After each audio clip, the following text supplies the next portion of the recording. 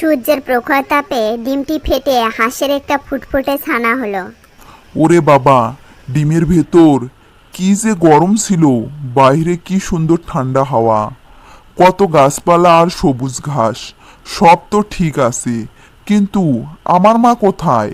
আশেপাশে কোথাও তো আমি আমার মাকে দেখতে পাচ্ছি না।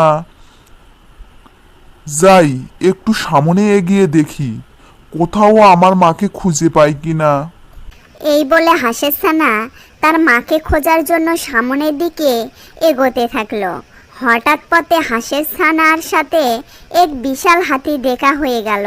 তখন হাতিকে দেখে হাঁসের ছানা বলল, এই যে শোনো না, তুমি কি আমার মা?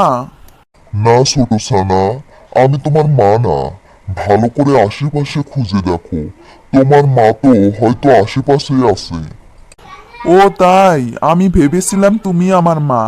আচ্ছা ঠিক আছে, আমি এখনই চললাম। এই বলে ছোট্ট হাঁসের ছানা আবারও তার মায়ের খোঁজে রওনা দিল।